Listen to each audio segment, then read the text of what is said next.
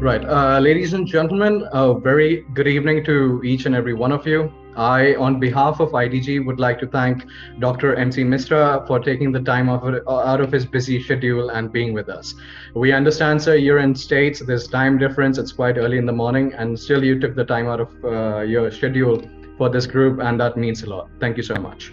Now, Dr. MC Misra, after being engaged with IDG for over a year, needs no introduction. But for those of us who are joining for the very first time, Dr. MC Misra is one of our chief mentors, and we've had several sessions about COVID in the past.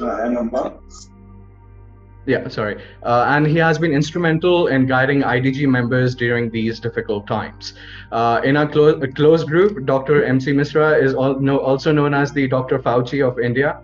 Dr. Misra is the ex-director of AIMS and is known for sort of conceiving and establishing the Apex Trauma Center. Dr. Misra also has published a plethora of research, both at a national and an international level. And to be honest, I cannot even begin to count the numbers of awards and recognitions he has received over his tenure. Now, we at IDG feel blessed to have an individual like him with his experience and his knowledge sort of guiding us. Sir, as always, it's a pleasure to have you with us, and we all hope you're doing well and keeping safe. Now, before we kind of begin the session, I just would like to remind everyone that tough times do not last; tough people do. That being said, let's move on to the kind of the first question. Sir, if there's anything you'd like to add before we move to the questions. No, Rajdeep, I only want to thank you for your kind introduction and also telling about the IDG group. And I also want to thank Vijenji, Salilji, Naveen, Varsha is here, who has been doing exemplary work during this pandemic, which is unparalleled. And I think we all have, in our own way, put a drop in the ocean by our whatever we have been able to do. And it's good that we got the opportunity to do something. So please go ahead and let's begin. Perfect. So I think Rajdeep, a small suggestion, like if like Dr. Saab Pehle, if he can give brief about Omicron and like the way he does, and then we can take like question and answer. Like Sure. Attendees, they can post their questions in the chat box. Exactly. You can pick it up and then you can announce, like, and Dr. Mishra can answer those questions. I think Sure. it's up to you, Dr. Saab, the way you want to take it. Like, it will be better. Yeah, no, if it's okay. okay. If Rajdeep has made any plan, I would like to know that. Otherwise, I can just give a brief opening about the current situation and just recapitulating our past 2 years, how we have spent past 2 years, and then where we are currently. So I'll begin with that. Rajdeep, if you allow. Yes, sir. That was actually the first question, please. Okay. So I think what I would say that since and it is not too far, 30th January 2020 was the date when we had the first medical student coming in from Wuhan and was tested positive in Kerala with the Wuhan virus. And then we all knew how we prepared ourselves. In February, there were not very many cases in 2020. March, the cases started building up, very few in numbers. And we started with first lockdown, major lockdown from 24th March 2020. And that continued until end of May. The cases started rising from April, May, June. We saw exponential rise as of the Alpha variant. That was the first variant, and it continued until September 2020 when it started declining. And November, December, January, February, January, February 21 and November, December 2020 was lull again, where we saw in February almost 8 to 10,000 infections every day were still coming, that it had not disappeared. But then everybody, all of us were witness to the April and May mayhem and tsunami of Delta variant, which definitely dented us significantly in all aspects, our psychological, families, the nation. But good thing also happened during these times, that we had vaccines, both mRNA for developed world and Covishield, which is AstraZeneca vaccine, and our own Covaxin for us. So that began in 21 January, and we started with vaccinating our frontline professionals, and then subsequently 60 plus people, then people above 45 with comorbidities, and our vaccination program started. We allowed above 18 also in May, although the doses available at that time were not enough. So there was a lot of hue and cry and a lot of criticism also of the government strategy in India. But I think government had a very clear understanding what they are doing, how they are doing, because many of the information we do not have privilege to know the exact situation. But June and onwards and mid-June onwards, I think our vaccination in India has been very smoothly ongoing, and now we have crossed 1.5 billion doses, where more than 60% of our eligible population received both the doses. 90% plus have received one dose of vaccine, and somewhere the vaccines have played some role in reducing the severity of COVID illness, if not totally preventing the infections, as we are getting the reports from other countries also, because now majority population has received one or two doses of vaccine. So naturally the infection will also happen in those individuals who have been vaccinated. So it's not a surprise. It was named as breakthrough infections in those who have already been vaccinated. Now, as we were thinking last February that pandemic is now on its exit, similar thinking we had in this year in November, December, when we were just thinking, and the cases, daily case number in India had come down to 4,000 actually, lowest what we recorded single day. When we heard this news from South Africa that there is a new variant which was called Omicron, named Omicron by WHO subsequently, they first reported by WHO, South Africa to WHO on 24th November, and WHO on 26th November considered it on the basis of whatever data from South Africa was emerging as a variant of concern.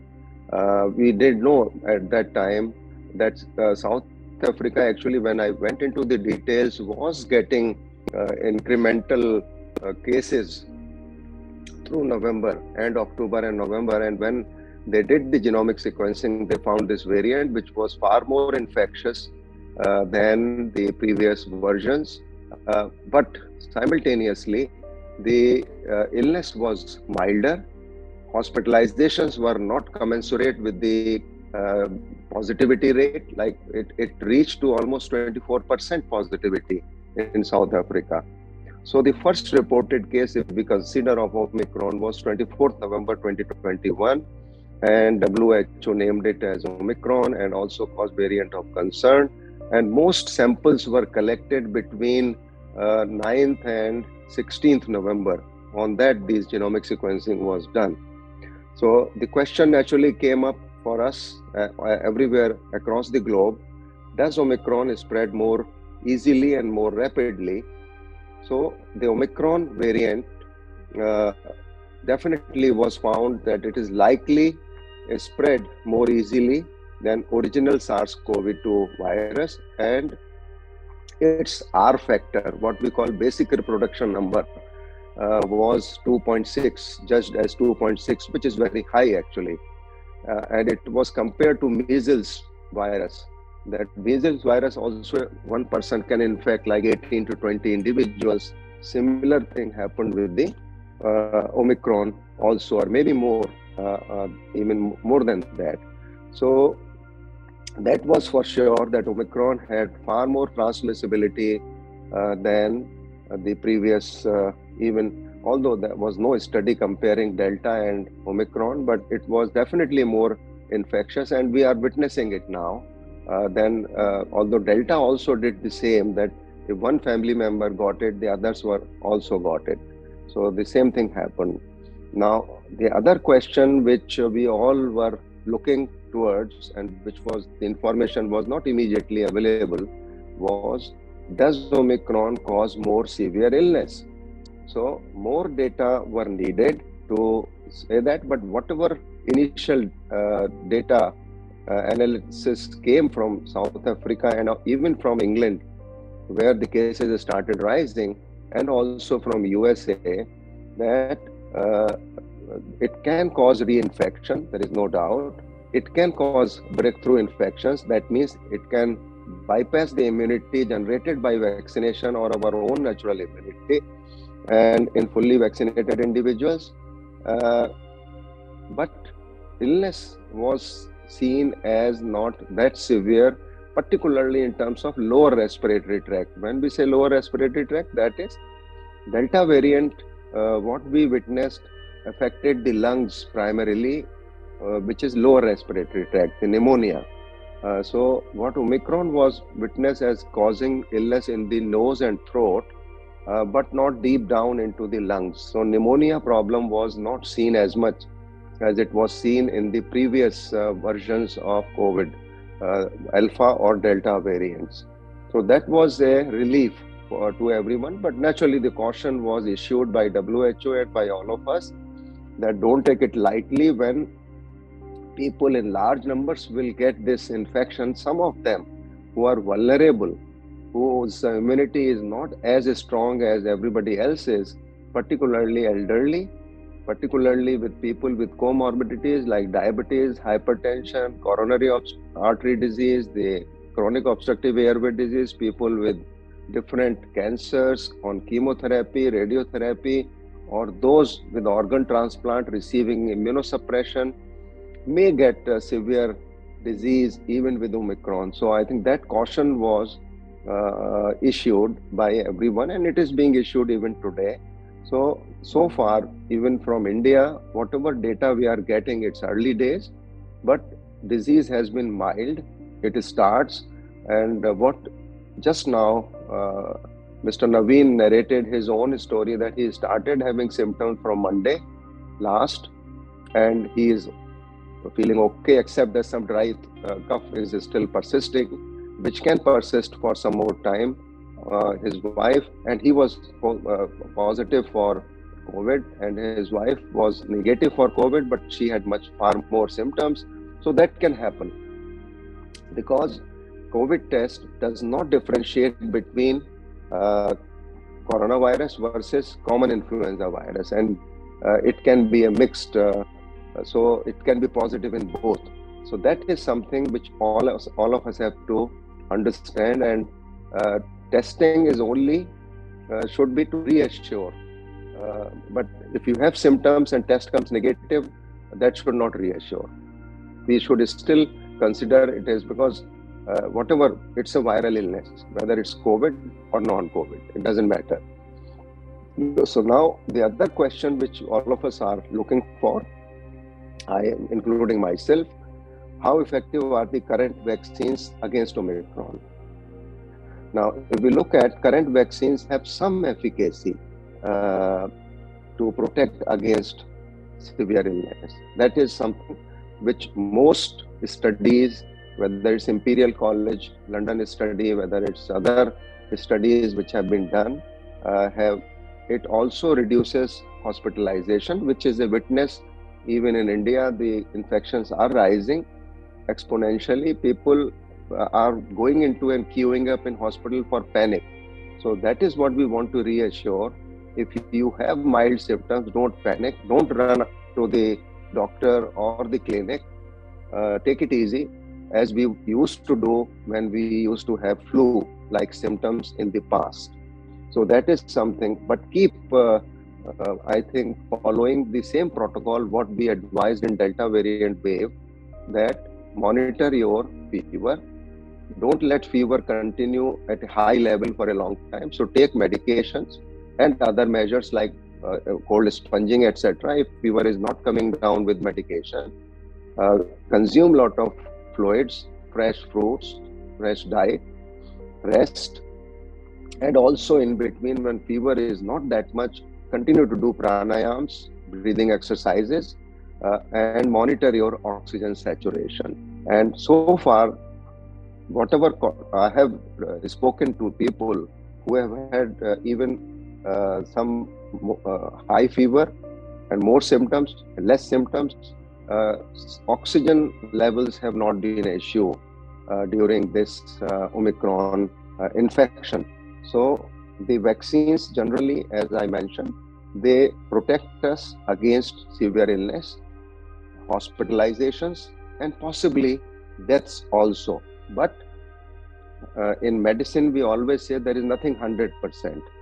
So if large number of people get this infection, some of them will be immunocompromised, some of them would be elderly, some of them will be with comorbidities and may not fare as well and better as others.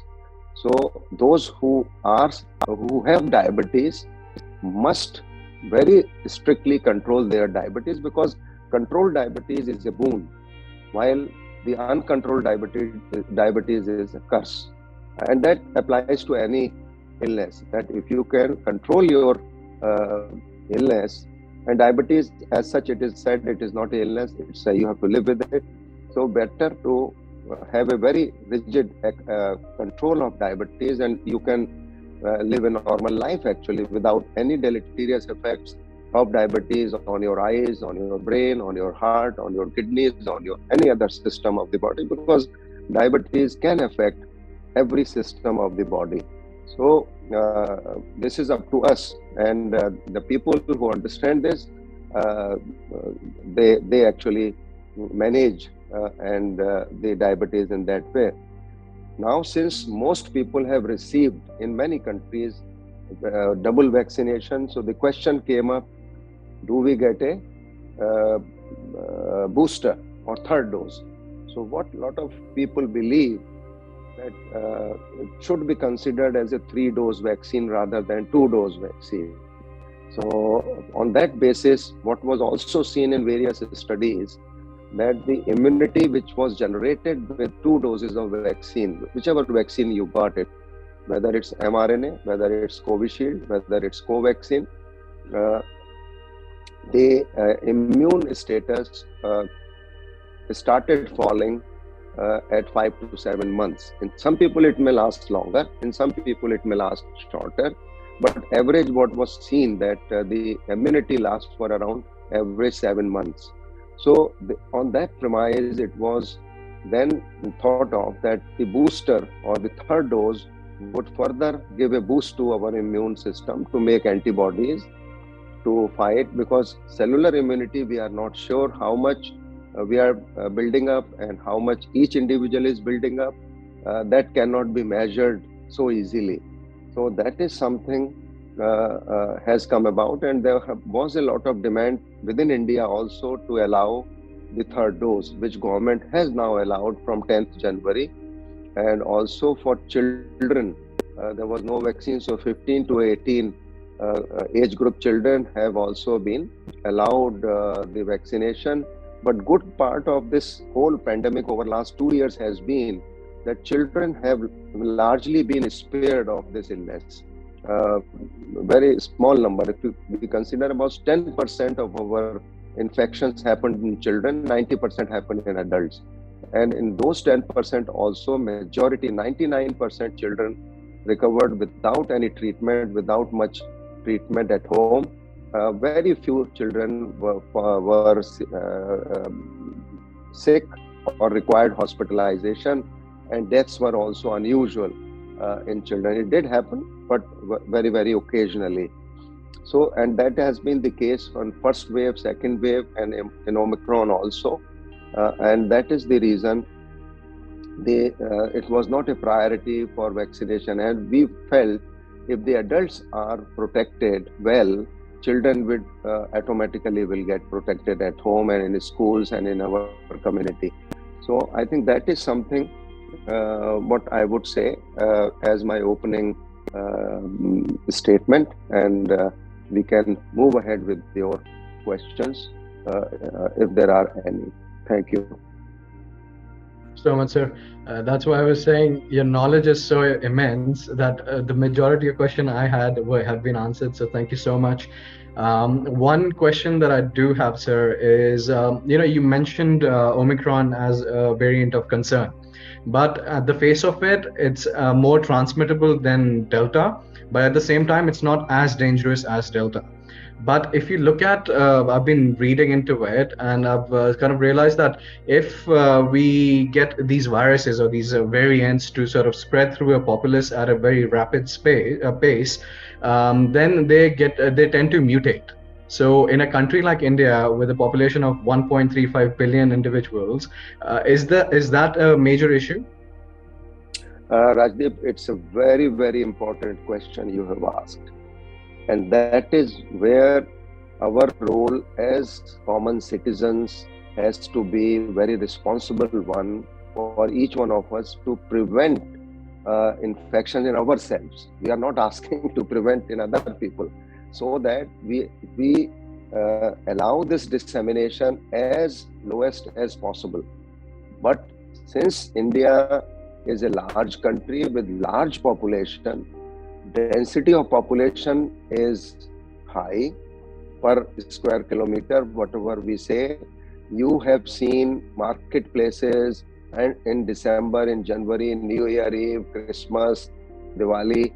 So that something cannot be avoided. So distancing is a far cry in India and in many other communities also. What we are seeing, the kind of crowds gathering, and also the large gatherings, because India, November to February, there are large number of marriages. 25 lakhs have been stipulated will get married in India between November and February. So that poses us with the challenge. And you are right that if the infection spreads, the more mutations are anticipated. But that will keep happening despite everything. Like influenza virus. If you look at common influenza virus, where in USA, people get a shot of influenza, flu shot, what they call, every year. My children here in USA have got it. When I was coming to USA, I got that shot in Delhi for the first time. It never occurred to me to get a flu shot before. But that also, every year a new vaccine comes out of flu because the virus mutates and they bring it to that change to cover those viruses prevailing during that time. But the efficacy of this flu vaccine is termed at 50%. So you can imagine that the RNA viruses are a challenge to control with vaccination also. So, and it is not that when we are saying efficacy after vaccination 50% means if we vaccinate 100 people, 50 will still get flu, but it will be of milder nature, not a severe nature. I think that is where the role of these vaccines is going to be there. And if we think that it is a 3-dose vaccine, we have to have 3 doses in coming times. Still, we reach to a level that it is like flu. And the virus will remain in the community. Virus is not going to go anywhere. It will remain within all of us. It will impact anyone who has low immunity and impact adversely. And that will happen. As what your question was, if the large number of people get it, there will be mutations. Some mutations behave in three ways.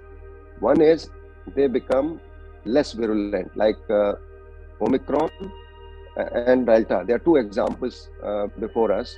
Delta mutation was more detrimental, causing more pneumonias, causing replication into the deep lungs, while Omicron is only replicating into our throat and causing fever, myalgias, weakness, and some dry cough remaining afterwards. But people have recovered very fast. Those who were vaccinated have recovered very fast. I know this is not a huge data, but at least I know two people who got it and recovered, and even Naveen ji has recovered very quickly following this sore throat, except the mild dry cough. So this is the trajectory which most people are having, but one odd person may get a prolonged illness, particularly those who have not been vaccinated, particularly those who have low immunity for various reasons, whether they are age, whether they are other comorbidities.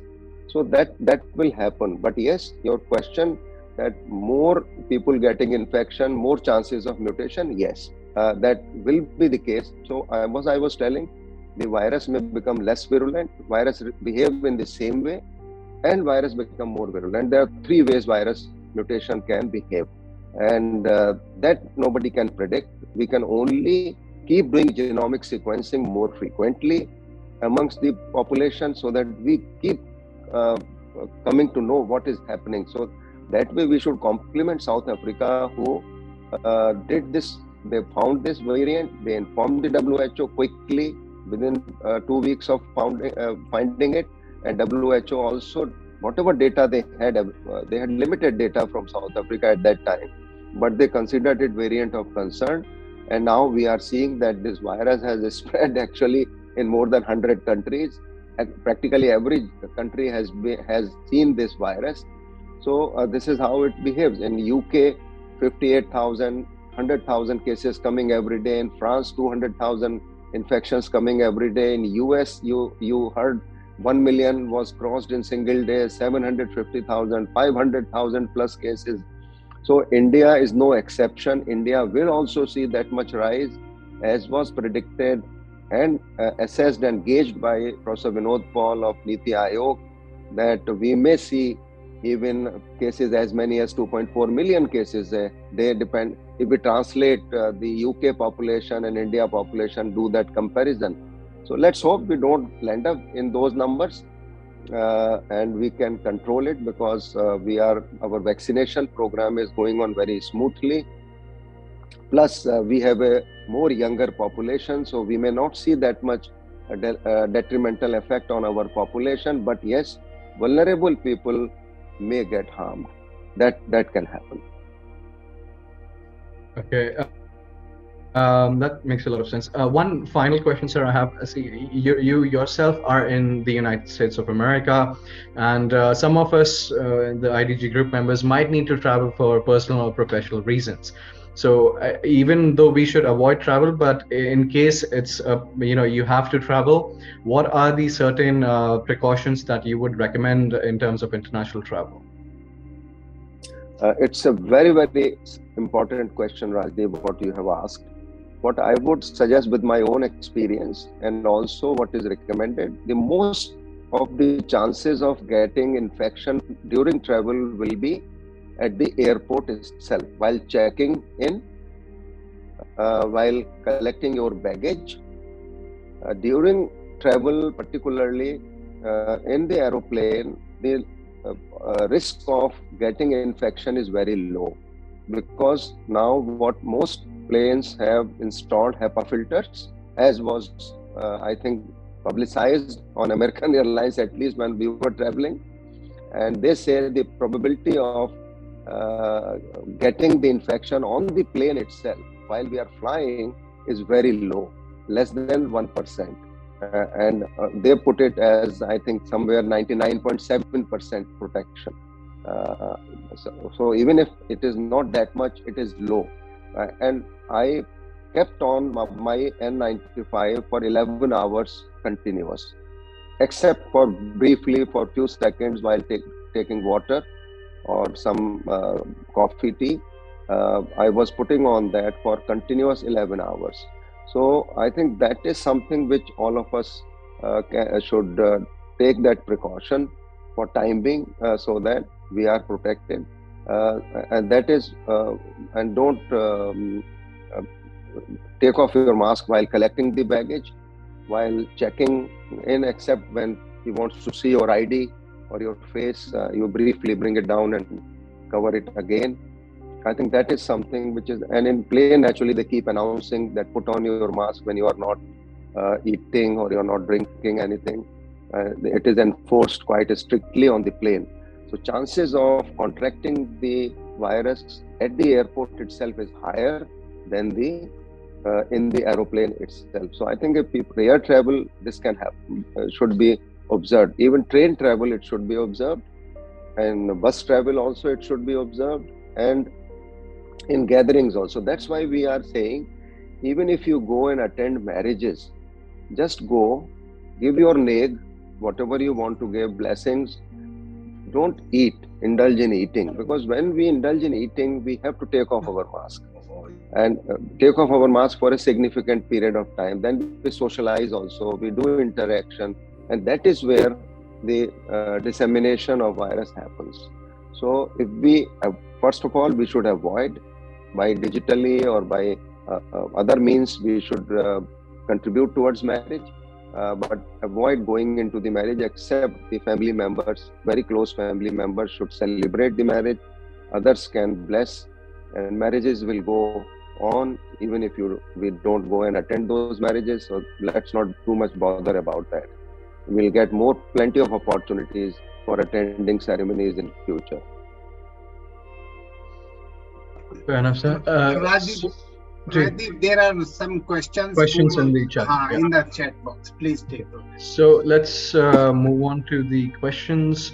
Before that, sir, on behalf of IDG, we would like to thank you, for just putting our minds and hearts to a bit of ease, actually. So the first question is by Naveen Uncle. He's asking, we hear that this variant could be the end of pandemic, as it's been portrayed in the news. Sorry, 1 second. Yeah. Or some also saying this could be a natural vaccine that the world needs. So what are your professional opinions, sir? I think that's a very pertinent observation and question. What I would say that we should not call it a natural vaccine, and we should take all measures to avoid this infection. That's one.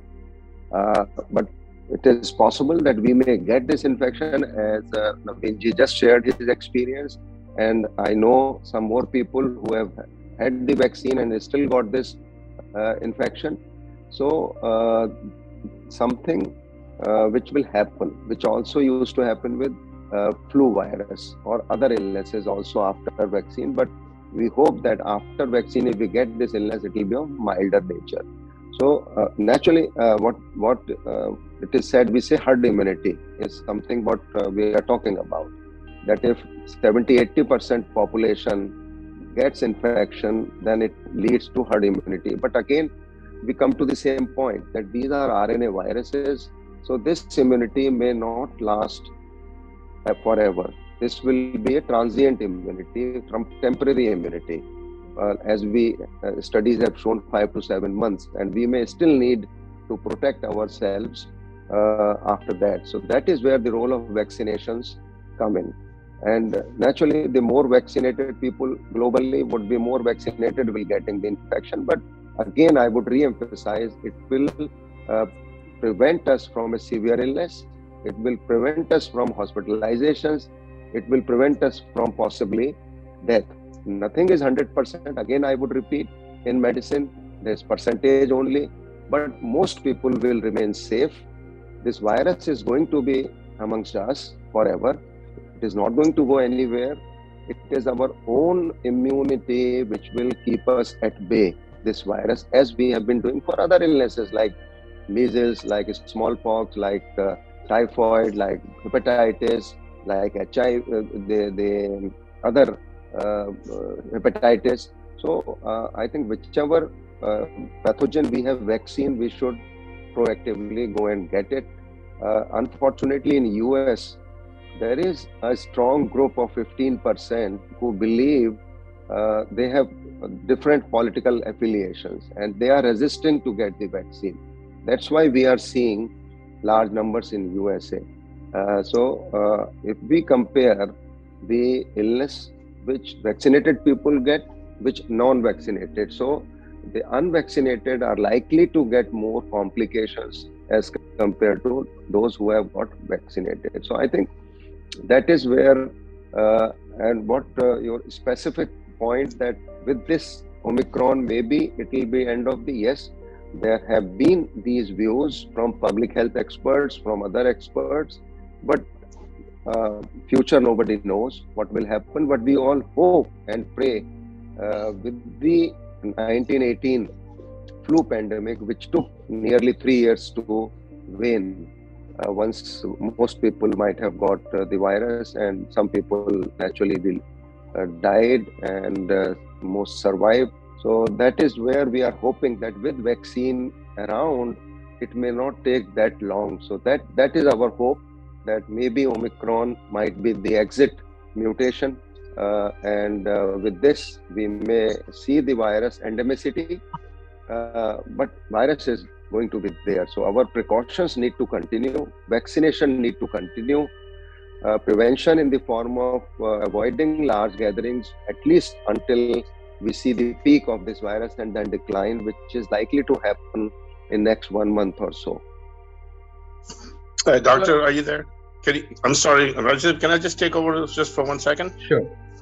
Dr. Fauci, I'm just Dr. Fauci, my apologies. Dr. Mishra, I had a That's quick a question. compliment. Thank you. I had a quick question. You're in America. I don't know, I'm sure you're listening to the news. And one of the factors that is involved in this Omicron, a major factor, which wasn't there in Delta at the time of Delta, was the kids. There are more babies in the hospital now. And apparently the side effects of this babies getting Omicron, or I don't know what they are sick of, basically. I believe they're COVID related, but they're showing diabetes. And I was a little shocked yesterday, so. Yeah, no, I also read this, that 2-year babies are getting this infection. So that again brings this point home, that avoid exposing the kids, because there is no vaccine for less than 2 years so far. And even children above 2 years of age, also large number of them have not received vaccination. They will have to, at some point, they'll have to get the vaccines as soon as they are approved for them. And I think Pfizer and Moderna have been approved for children also. So I think that is where we have to, and like Mr. Philip, when I was traveling from Boston to SF recently, the elder son with his daughter, 1.5 years, and his wife also were supposed to travel. We cancelled their trip just because of the kid. So I think that kind of precaution people have to take in USA also, that avoid exposing the children unnecessarily, because you want, as a parent, want to go on a trip, you want to take your small kid. It may not be harmful to them finally, that may happen, but they will get symptomatic. They will get symptomatic with common flu, they will get symptomatic with Omicron. That is going to happen. That cannot be 100% protected, but avoid taking them whenever it is possible in a crowd or where they're likely spread can happen. So that is what I would say. Yes, there have been, since they are totally unprotected, children are unprotected, so they will contract the illness. How much it will harm them, time will tell. How much Omicron is going to harm them, the data has to emerge. So then we will know, but we hope that it will not behave differently than Alpha and Delta and other variants, because if the Delta was not as detrimental to children also, even if they contracted the illness, why should Omicron be more serious amongst children? And what is diabetes got to do with it? I can understand they're finding more diabetes in kids.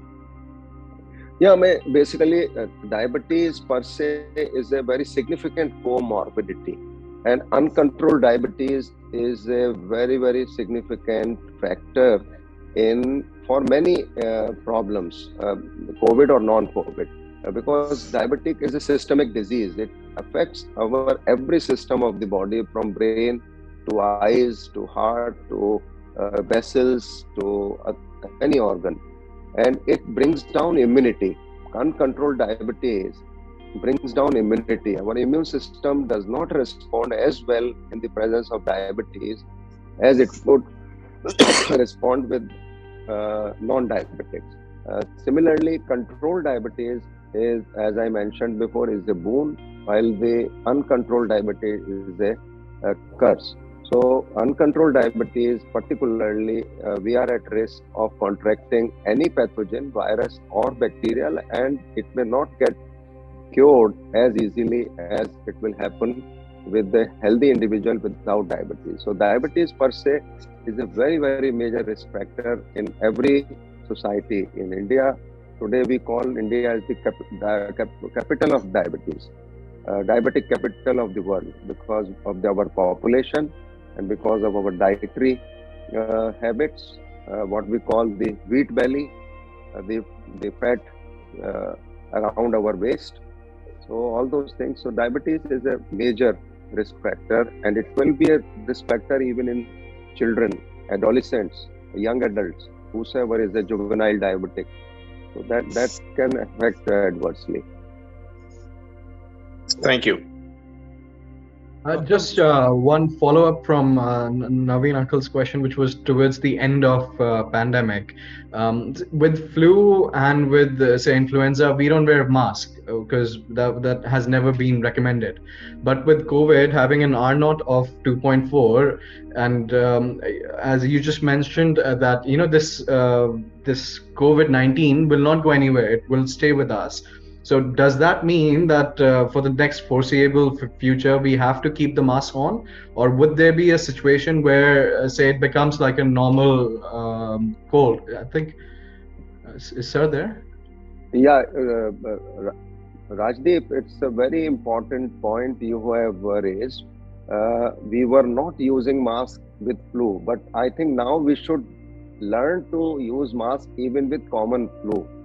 Because if you remember, I don't know, I remember very distinctly, if one family member got flu, others will also get flu. Same family, or even colleagues will get. And but we never took precaution because the lower respiratory tract, that lung pneumonia, was not as much a problem with common flu, at least what we were told.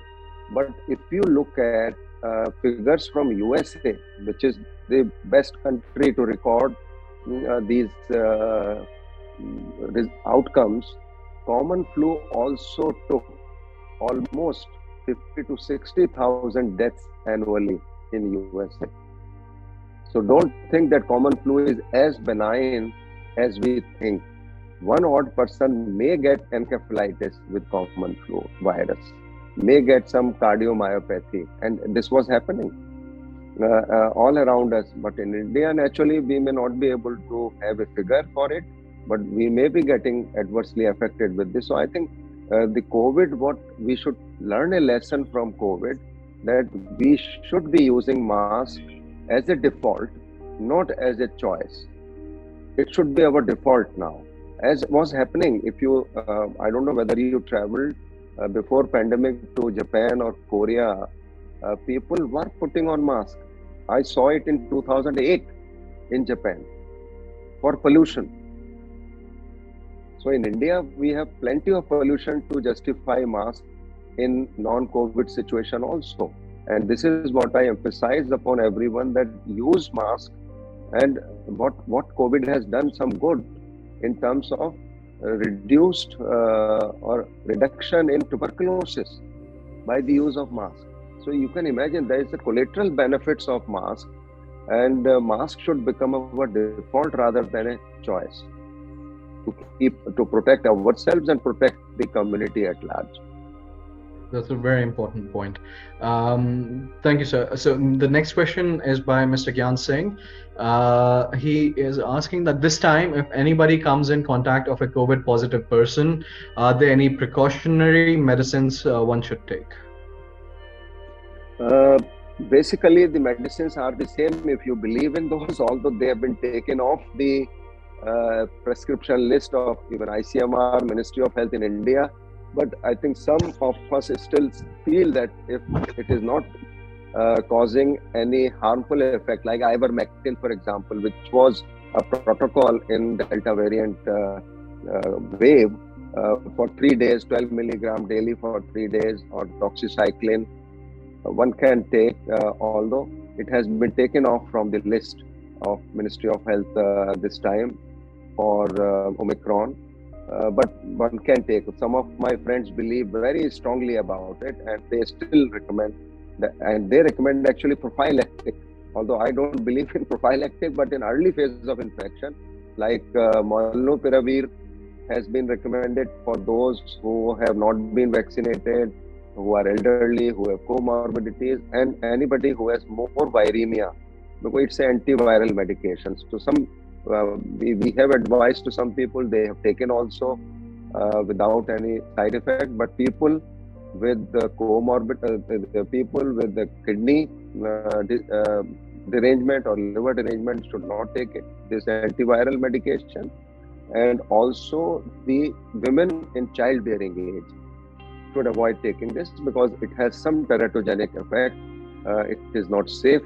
So, and it is not mandatory also. But if you are not bothered about 102 fever for a couple of days, 102, 103, then maybe you will pass off this phase. So medication, there is no special medication. Paracetamol continues to be the drug of choice for bringing down fever.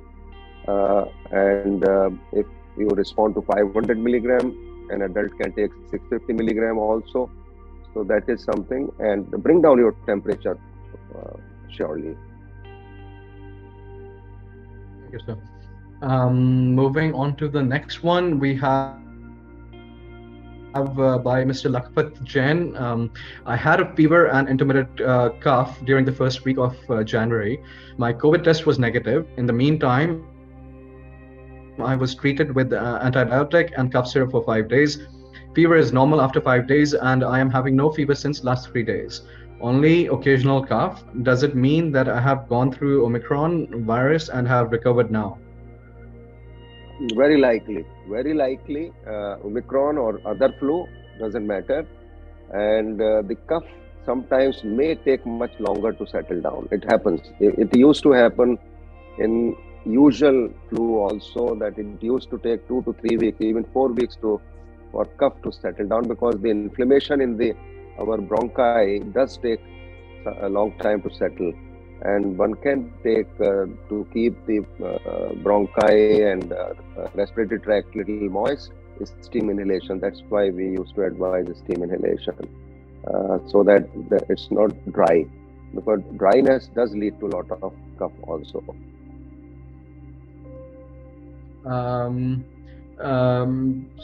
Mr. Sameer Joshi also has a question. Yes, my father is here on visit, and he has taken 2 doses of Covishield. Can he take a booster dose of Pfizer while in Dubai, which is the only one available here? For sure. I have taken boost, that means in USA, Pfizer upon arrival here. So we can take the advantage of that. Just as a reminder, if anyone has any questions, please, we're open in the chat. I think there is one more first question by Parvez. I think you missed that. Right, yes, sorry. So Mr. Parvez is asking, so the latest on new variant in media today, combination of Delta and Omicron, Deltacron in Cyprus, it looks like mutating continuously here and there. Yeah, that will, Mr. Parvez, that is what we discussed, that it will keep happening. These mutations will happen. So, and we have to accept that. There was a Lambda variant in Chile in Latin America, but fortunately that didn't spread that much. Its infectivity was not, transmissibility was not so much. There is another variant reported from France, which is also there. So that has not been. It's a variant of interest, but not has yet become variant of concern. So I think we have to just. I think it's a good thing that now people are aware, scientists are aware. More genomic sequencing is being done all across the globe, all in all countries, now, whether South Africa, UK, India. So we will be much more having much more information about these mutations, and we can caution people. But naturally, we cannot stop living. We have to continue living and keep taking precautions. As I say, mask should become a default rather than a exception, and protect ourselves as much as we can. Even if we get illness, despite our mask and all preventive measures, it will be a milder illness. But if we behave like some people in USA behave like illiterate totally, I think USA would be the most illiterate country in this context. That people attend COVID parties, and they attended COVID parties, knowing fully well this person is carrying this infection, active infection, they contracted the illness and died. So that foolishness should not happen. So I think that is something which we all have to understand, that it is an illness, it is a virus. We cannot close our eyes and say it's dark. Thank you, sir. Vandana ma'am and Umesh would like to thank you for a very insightful and detailed session. There's one question by a Zoom user, and if someone can identify the name, I would really appreciate it. But the question is, how do you differentiate between normal flu and Omicron? Differentiate between normal flu and no need to differentiate. You err towards more detrimental virus. So if you consider it is COVID, my default has been for last 2 years has been any symptom of flu, consider it is COVID and take measures. Don't bother about Omicron, Delta, Alpha, flu, whatever. Take measures. Philip is asking, mixture of brand doses, any problems on efficacy? I think what I would say, there have been mix and match studies, Covishield and Pfizer in Spain, and they were found to be, the efficacy found to be much better after mix and match between Covishield and Pfizer. So it is good that your immune system can respond to one type of vaccine and then maybe have a boost with the other type of vaccine. That's why it is recommended that 2 doses, if you have received of Covishield, the booster you can get. If you have access to Pfizer or Moderna, you get that mRNA. That is something which is there. Yes. Thank you, sir. The next question is by Mr. Chirag Saklani. The question is that they say if you had COVID, you should not take vaccine. These days, if we assume we are positive, even after testing negative, or we don't even test, can we take vaccine boosters a few days after we have symptoms? After almost a month. Take the vaccine after a month or after 2 months. Not immediately, because once we get active infection, our immunity is down. So our immune system may not respond as well for the vaccine to generate antibody response. So recover fully, and then you must take the vaccine. In France, had the policy that those, particularly after alpha variant, that when the vaccination is started, what they said, that those who have had natural infection will require only 1 dose of vaccine. 1 dose they would basically considering equivalent to natural infection. So 1 dose of vaccine with natural infection, one dose after. But now what we are believing, and most of us say that it's the 3-dose vaccine. So I think after 2 doses of whatever vaccine, 3rd dose one can have, and the trials with Covishield, AstraZeneca and Pfizer have shown that mix and match has a good immunity build-up. Thank you, sir. Another question we have from Mr. Jagdish Jetwani. Do you recommend a pneumonia and flu shot alongside the vaccines we are receiving for COVID? Yes, you can. I have taken that. You can take it very safely, but naturally have some gap. Don't take simultaneous. Give some time for body's immune system to respond. So you can give a gap and then take. Yes. I think we are done with the questions. Yeah. Thank you. Dr. Saab, thank you so much for your such an insightful session. Really, we are so thankful to you. Thank you, Vijayji, for the opportunity and to see everyone, to meet everyone in the new year. And we wish everyone that 2022 would be better than 21 and 20. And we hope and pray that and agree with Naveen that Omicron might be the exit mutation. Let's hope and pray that happens in reality by March or April. And we'll see what happens. It is still evolving, so that we don't know. Thank you, Dr. Saab. Thank you so much. Thank you, Doctor. Thank you. Thank you, Salilji. Thank you. Thank you, Doctor. Thank you, Doctor. Thank you very much. Thank you, Dr. Saab. Thank you, Dr. Saab. Thank you. And Happy New Year once Thank you, again. Doctor. Thank you. Thank you, Dr. Saab. Thank you very much. It was a very, very informative. Thank you. Thank you, Brijveerji. Doctor साहब अभी जल्दी आप India आ जाओ. We need you in India like now. नहीं बस पहुंच गए. वैसे तो दूरी तो कुछ है नहीं. अब यहाँ देखिए, यहाँ हम बैठे हैं, वहाँ आप बैठे हैं, ये सब भारत में बैठे हैं, सब मिले हुए हैं एक साथ, तो कोई प्रॉब्लम नहीं है. डॉक्टर साहब, मैं एक चीज पूछना चाह रहा था. जैसे अभी यहाँ विंटर्स चल रहे हैं अपने इंडिया में, इसका कुछ है ना सिवियर इम्पैक्ट या ऐसा कोई रिड्यूस्ड इम्पैक्ट हो सकता है क्या इस ओमिक्रॉन को? नहीं, विंटर का इम्पैक्ट थोड़ा एडवर्स होता है वायरसेस पे. जैसे ब्रिजवीर जी आपने देखा होगा, जो फ्लू भी है हमारा, वो विंटर्स में ज्यादा सिर उठाता है.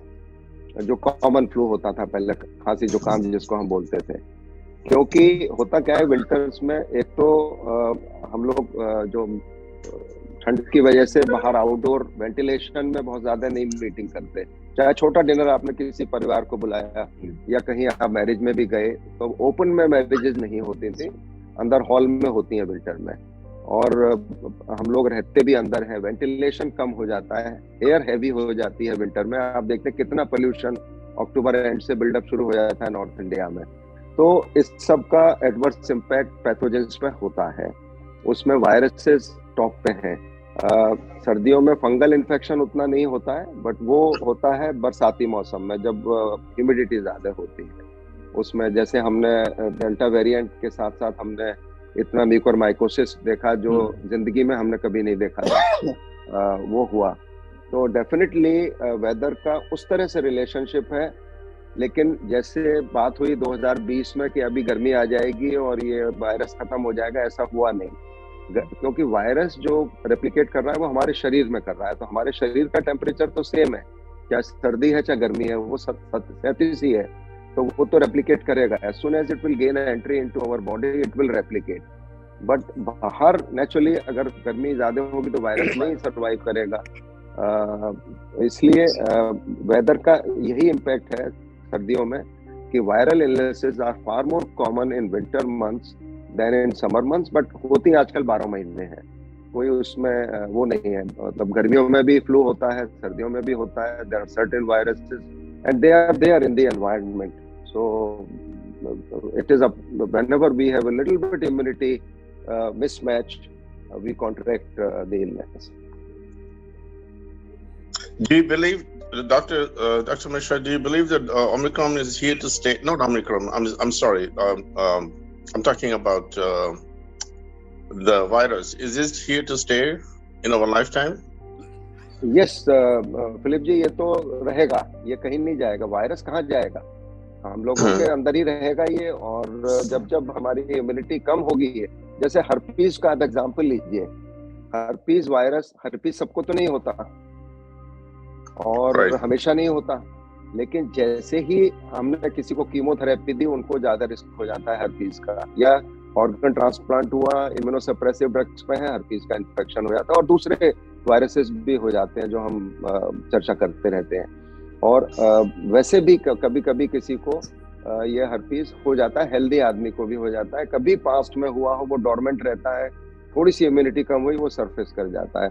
तो वायरसेस तो ये हमेशा से रहे हैं और हमेशा रहेंगे, और ये वायरस भी रहा था और है और रहेगा।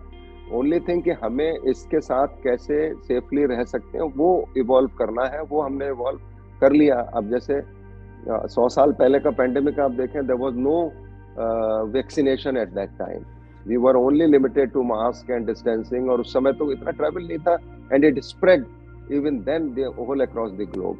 अभी तो with travel I think I would say we are tackling this pandemic much better than we would have tackled 100 years ago. And now with vaccines around, even if we get this infection, because vaccines, if you look at the objective of all the vaccines, whether mRNA or Covishield or Covaxin, it is the main objective is that it will provide you enough immunity that it will prevent the severity of the illness. It may not prevent infection completely, as we are witnessing now breakthrough infections happening in those who have been vaccinated, but it is preventing hospitalization very significantly.